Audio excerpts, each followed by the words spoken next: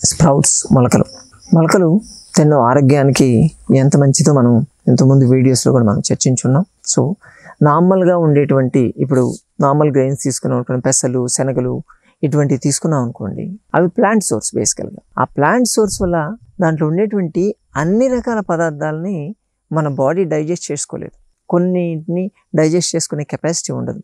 So వాటిని ఈజీగా digest అయ్యేటట్టు మన బాడీలో ఉండేటువంటి జీర్ణ రసాలు ఈజీగా దాన్ని పచనం చేయగలిగే కెపాసిటీ రావాలి అంటే వాటిని స్ప్రౌటింగ్ చేయాలి అని చెప్పి. ఈ స్ప్రౌట్స్ చేసేటప్పుడు చాలా మంది కంప్లైంట్ చేసేది ఏంటంటే, సార్ స్ప్రౌట్స్ బాగానే ఉంటాయి తింటాను, కానీ నాకు గ్యాస్ ఒకటి ఫామ్ అవుతుంది సార్ బాగా, అందుకని అందుకని నేను తినాలనుకోవట్లేదు అని చెప్తున్నాను. స్ప్రౌట్స్ అంటే కొంతమందికి పడదండి, అది వాళ్ళ బాడీ తీరుని బట్టి ఉంటుంది. దాని మీద ఉండేటువంటి లేయర్స్ ఏదైతే ఉంటాయో ఆ లేయర్స్కి గ్లూటెన్ అని ఉంటుంది. దాంట్లో ఆ గ్లూటెన్ అలర్జీ ఉన్న వాళ్ళకి ఈ స్ప్రౌట్స్ అరిగించుకునేటువంటి కెపాసిటీ ఉండదు. ప్లస్ ఆ కొంచెం హార్డ్ లేయర్ ఉంటుంది కదా, ఆ హార్డ్ లేయర్ని డైజెస్ట్ చేయడానికి చాలా ఎక్కువ టైం పట్టేసరికి వాళ్ళ డైజెషన్ ప్రాసెస్ ఆ ఎఫెక్షన్ వల్ల గ్యాస్ అనేది ప్రొడ్యూస్ అవుతూ ఉంటుంది. గ్యాస్ట్రిక్ జ్యూసెస్ అనేది ప్రాపర్గా సెక్రెట్ కావు. సో ఆ గ్యాస్ ఫామ్ అయ్యే వాళ్ళు ఏం చేయాలి? గ్యాస్ ఫామ్ అవుతూ ఉంటే కేవలం గ్యాస్ కోసం దాన్ని అవాయిడ్ చేయడం అనేది అంత మంచి పద్ధతి కాదు. మీ స్ప్రౌట్స్లో కొంచెం అల్లం తురిమేయండి, అల్లం గ్రేట్ చేసేసి దాన్ని కలిపి దాంట్లో మిక్స్ చేసి తీసుకోవడం చేయొచ్చు. రెండోది, స్ప్రౌట్స్ని లైట్గా బాయిల్ చేయాలి. అంటే ఇక్కడ ఆ నీళ్లు చాలా తక్కువ వాడాలి, ఎంత తక్కువ వాడితే అంత మంచిది. నీళ్లు వంపేయొద్దండి, అంటే ఒక 2 to 5 minutes అంతే, ఇంకా అంతకన్నా ఎక్కువ వద్దు. 2 to 5 minutes దాన్ని బాయిల్ చేసేసి డైరెక్ట్గా దాన్ని తినొచ్చు ఈజీగా. అంటే కొంచెం ఈజీగా డైజెస్ట్ అయ్యేటువంటి కెపాసిటీ ఉంటుంది.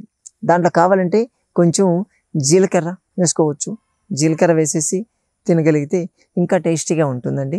అటువంటిగా చేయగలిగితే మీకు కొంచెం కావాలంటే నిమ్మకాయ కూడా పిండండి, కొంచెం నిమ్మకాయ రసం తీసుకొని ఆ నిమ్మకాయ రసం పిండేసి దాన్ని కలుపుకొని తీసుకున్నారంటే అది కూడా బాగానే పనిచేస్తుంది. ఉల్లిపాయలు కట్ చేసి చిన్న చిన్న ముక్కలుగా చేసి దాంట్లో యాడ్ చేసేయండి. ఆ స్ప్రౌట్స్లో యాడ్ చేయగలిగితే దాని డైజెషన్ కెపాసిటీ అనేది మనకు బాగా పెరుగుతుంది, టేస్టీగా కూడా ఉంటాయి. కానీ ఇక్కడ బాయిల్ చేసిన తర్వాత ఆ నీళ్ళు ఏవైతే ఉంటాయో అవి మాత్రం పడేయొద్దండి, ఎందుకంటే దీంట్లో విటమిన్ సి ఏదైతే ఉంటుందో, బి కాంప్లెక్స్ విటమిన్స్ ఏవైతే ఉంటాయో బాయిల్ చేసినప్పుడు ఆ వాటర్లోకి వస్తాయి అవి. సో ఆ వాటర్ని మనం తీసి పడేసాం అనుకోండి, వచ్చేటువంటి ఆ ఎక్స్ట్రా బెనిఫిట్ని మనం కోల్పోయిన వాళ్ళం అవుతాం. అందుకని ఎప్పుడైనా సరే స్ప్రౌట్స్ని తక్కువ నీళ్ళలోనే చేయండి.